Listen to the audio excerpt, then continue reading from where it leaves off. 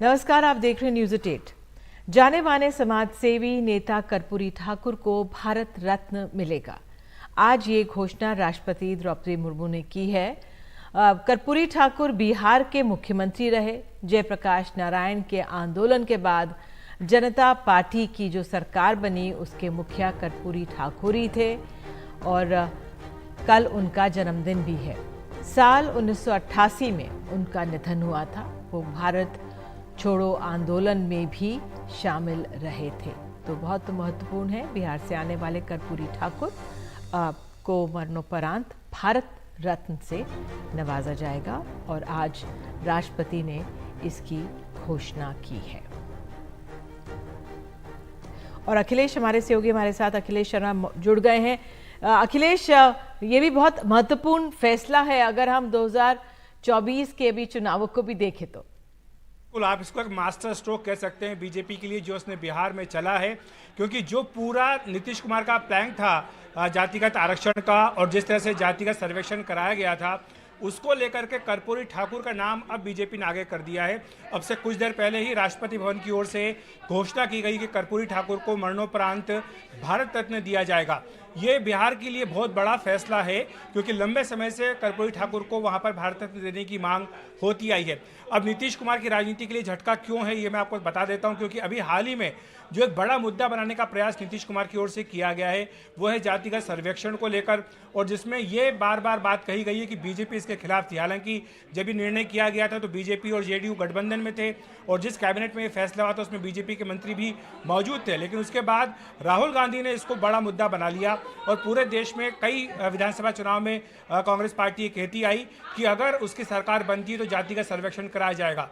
लेकिन यहाँ पर कर्पूरी ठाकुर को भारत रत्न देकर बीजेपी ने उनकी विरासत पर सीधे सीधे दावा ठोक दिया है। और कर्पूरी ठाकुर वो नेता हैं जो ओबीसी का सबसे बड़ा चेहरा बिहार की राजनीति में माने जाते हैं, और जो ओबीसी आरक्षण देने की बात उठाई जाती है और जो की जाती है और दिया भी गया है, उसकी सबसे पहले शुरुआत अगर किसी ने की थी तो वो मुख्यमंत्री रहते हुए कर्पूरी ठाकुर ने की थी। वो खुद ओबीसी समाज से आते थे। 4 बातें उनकी बिल्कुल स्पष्ट तौर पर थी। जिस तरह से उन्होंने पिछड़े वर्ग को आरक्षण दिया था तो एक तरह का बड़ा ध्रुवीकरण उन्होंने वहाँ पर पिछड़े वर्ग का बिहार की राजनीति में किया था। हिंदी का प्रचार प्रसार करने में उनकी भूमिका थी। समाजवादी विचारधारा और साथ ही किसानों के लिए उन्होंने काफ़ी बड़े फैसले किए थे। मैं आपको ये भी बता दूं निधि कि इस समय बीजेपी और जेडीयू के बीच बड़ी टसल चल रही है।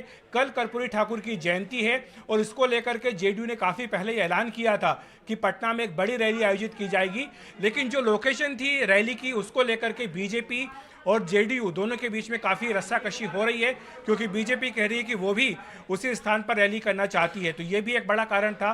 तो न सिर्फ उनकी विरासत बल्कि उनकी विरासत को लेकर के जो रैली है उसको लेकर के भी बीजेपी और जेडीयू के बीच में टसल हुई है।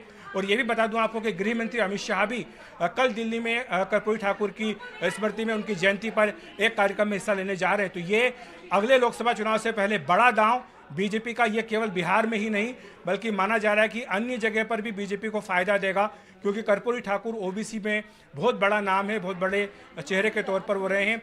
बेहद ईमानदार कर्पूरी ठाकुर रहे हैं। उनका पूरा जो सार्वजनिक जीवन है कहीं उन पर कोई लांछन नहीं लगा, और जो उनकी ईमानदारी थी उनका सबब ये है कि जब उनकी मृत्यु हुई तो उनके पास अपने पास कुछ था भी नहीं। तो ये अपने आप में दिखाता है कि कैसे एक बहुत ही ईमानदार और बहुत ही ज़मीन से जुड़े हुए बहुत ही प्रभावी ओबीसी चेहरे को मोदी सरकार ने यहाँ पर भारत रत्न दिया है। बिल्कुल अखिलेश, आपने जो बात कही कि ये बीजेपी सरकार की तरफ से एक मास्टर स्ट्रोक है 2024 के चुनावों से पहले, और साथ ही जो भारत जोड़ो न्याय यात्रा निकल रही है उसमें भी जो न्याय की बात आईएनडीए गठबंधन कर रहा है उसको भी एक तरह से मात देने की कोशिश है। मुझे बताया जा रहा है केसी त्यागी हमारे साथ जुड़ गए, वरिष्ठ नेता हैं जेडीयू के।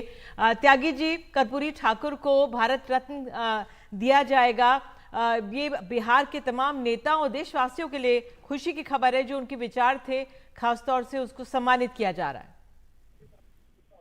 मैं और मेरे सभी साथी जनता दल यू सामाजिक परिवर्तन के न्याय के आंदोलन से जुड़े हुए जितने भी लोग हैं, हमारे नेता नीतीश कुमार, सब अति प्रसन्न हैं और उनकी स्मृति को झुक करके प्रणाम करते हैं। कल उनकी 100वीं जयंती है और मैं कल ही उनके गांव कर्पूरी ग्राम से लौटा हूं, जहां लगभग कई राजनीतिक दलों के नेता थे, और ये प्रस्ताव कल उसमें भी पास किया गया कि कर्पूरी जी को भारत रत्न दिया जाए। 1978 में जब उन्होंने मुंगेरीलाल कमीशन लागू किया था तो उनका सामाजिक न्याय किसी को चिढ़ाने वाला नहीं था। वो निधि जी सभी वर्गों के साथ लेकर चलते थे।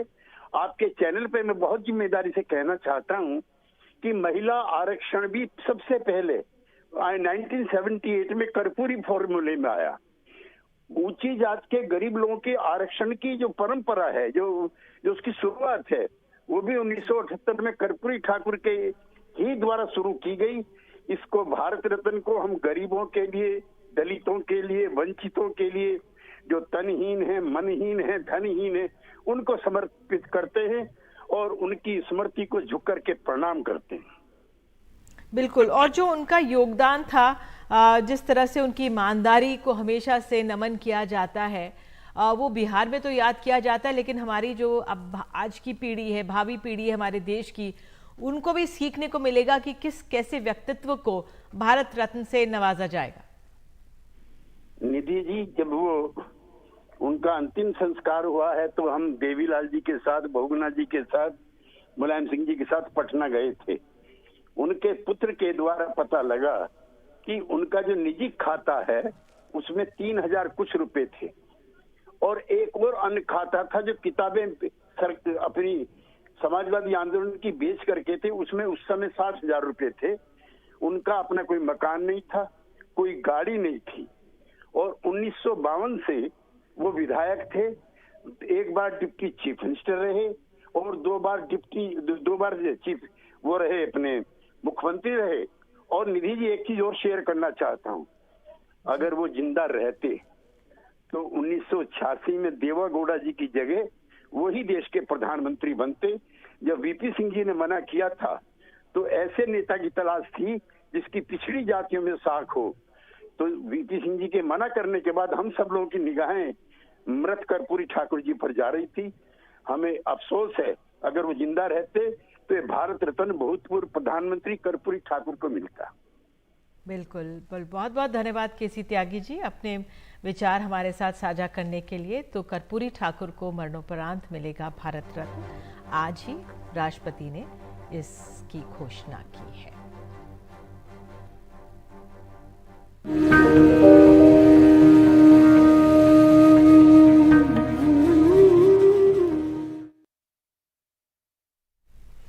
तो अयोध्या में एक तरफ श्रद्धालुओं की भीड़ उमड़ी है, 8000 सुरक्षा बल तैनात करने पड़े हैं, करीब 6 लाख लोगों ने आज कहा जा रहा है दर्शन किए होंगे। योगी आदित्यनाथ ने हवाई सर्वेक्षण किया है, पूरा सरकारी अमला जो है वहां पर मौजूद है अधिकारियों का। लेकिन दूसरी तरफ जो रामलला, जिनको अब बालक राम कहा जा रहा है, उनके सौम्य मोहक रूप की चर्चा हर ओर हो रही है। जो उन्होंने आभूषण और गहने पहने थे उनकी भी तारीफ हो रही है। तो बालक राम के गहनों में आपको बता दें 15 किलो सोना लगा, 18,500 हीरे लगे और बता दें आपको 3,500 माणिक हैं, 650 पन्ने लगे हैं और 132 कारीगरों ने उन्हें बनाया है। हमारे साथ इस समय खास मेहमान है अंकुर आनंद, जो कि निदेशक हैं HSJ ज्वेलर्स के, और इनकी अपनी लखनऊ, जयपुर में वर्कशॉप्स में इनको बनाया गया 14 आभूषण इन्होंने बनाए हैं। तो आइए सीधे अंकुर जी से बात करते हैं। बहुत बहुत धन्यवाद अंकुर जुड़ने के लिए। पहला सवाल यही है कि जो अयोध्या में कल का भव्य कार्यक्रम हुआ, तो रामलला की सुंदरता, उनका मोहक सौम्य चेहरा देखते ही बनता था, साथ ही जो आभूषण थे उन्होंने और इसको बढ़ा दिया। तो आप लोगों को क्या ब्रीफिंग मिली थी इन गहनों को बनाने के लिए? किन चीजों का आप लोगों ने ध्यान रखा, जरा हमारे दर्शकों को बता दीजिए।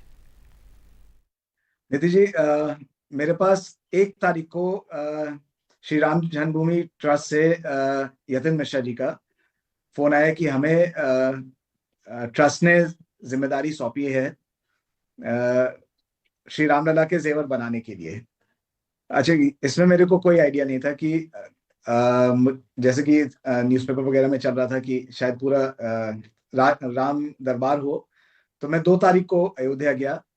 वहाँ श्री चंपत राय जी की मौजूदगी में और श्री यतीन मिश्रा जी की मौजूदगी में मुझे उन्होंने रामलला जी की मूर्ति दिखाई और उन्होंने मुझे बताया कि इनके लिए मुझे जेवर बनाने हैं।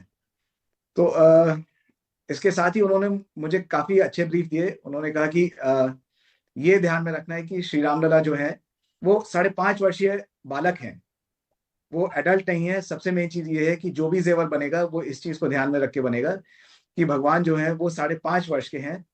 और दूसरी चीज उन्होंने ये कहा था कि भगवान जो है वो राजघराने से है, ये भी हमें दर्शाना होगा अपने जेवर में। तो एक ये वाला जो ब्रीफ था ये बहुत ही इंटरेस्टिंग था, क्योंकि अभी तक जो भी जेवर बनता था वो बड़े भगवान के लिए बनता था। पहली बार जो है 5.5 वर्षीय भगवान के लिए बन रहा था। तो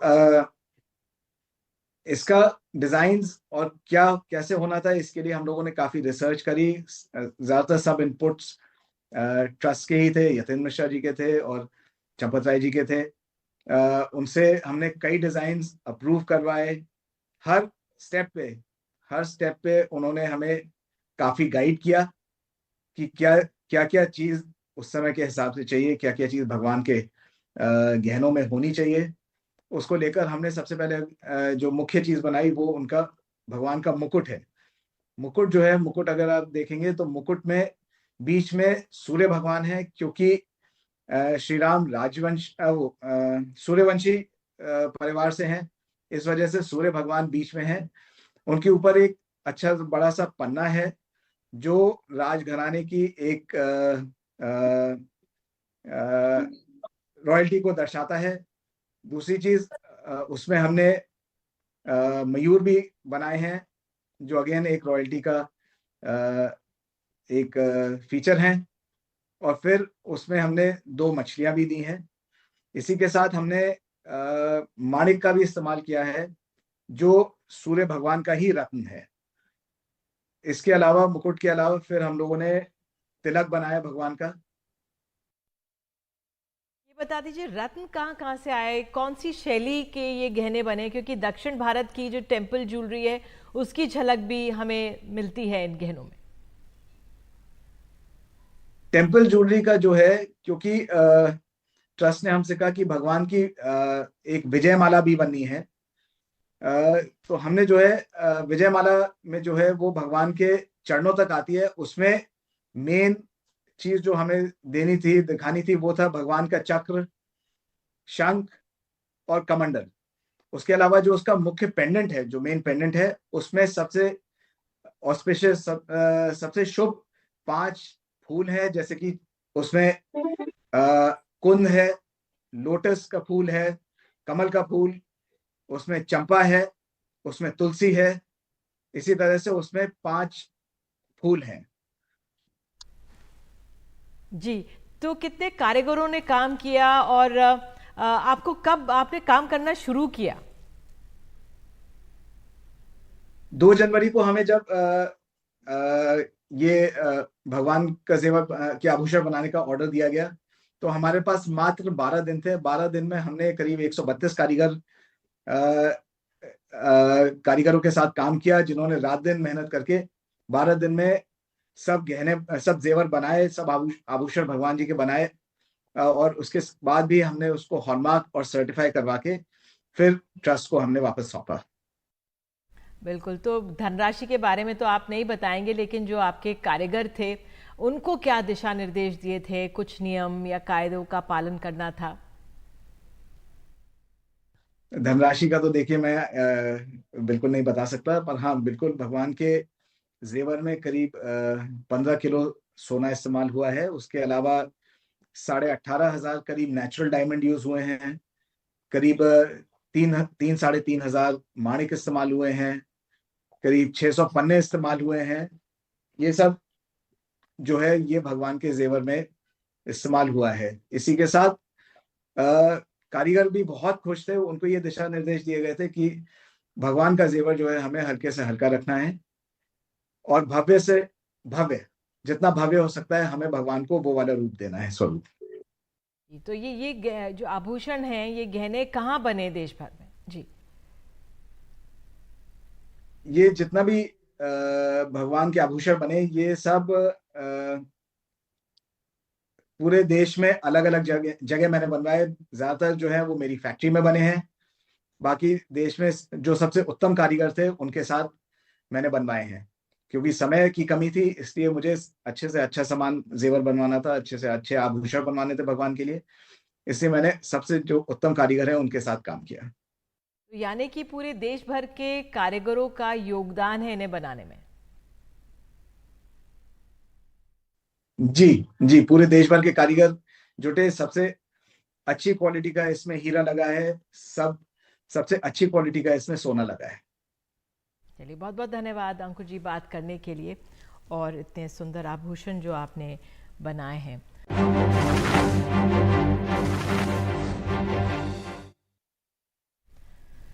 कांग्रेस की भारत जोड़ो न्याय यात्रा के आज असम पहुंचने के बाद कांग्रेस कार्यकर्ताओं और पुलिस के बीच झड़प हुई। कांग्रेस कार्यकर्ताओं ने बैरिकेड्स को हटा दिया। इसे लेकर असम के मुख्यमंत्री ने राहुल गांधी के खिलाफ केस दर्ज करने के आदेश दिए। इस यात्रा को गुवाहाटी की मुख्य सड़कों से जाने की इजाजत नहीं दी गई है।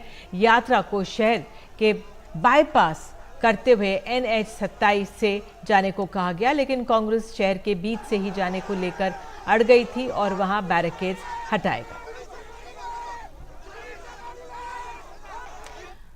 तो एक तरफ राहुल गांधी की भारत जोड़ो न्याय यात्रा है, तो वहीं दूसरी तरफ इंडिया गठबंधन में खटपट की खबरें भी लगातार सामने आ रही हैं। टीएमसी प्रमुख और पश्चिम बंगाल की मुख्यमंत्री ममता बनर्जी ने सीट शेयरिंग को लेकर कांग्रेस पर निशाना साधा है। हालांकि कांग्रेस नेता राहुल गांधी ने कहा है कि हमारी बातचीत जारी है, हम ममता बनर्जी के साथ हमारे अच्छे रिश्ते हैं।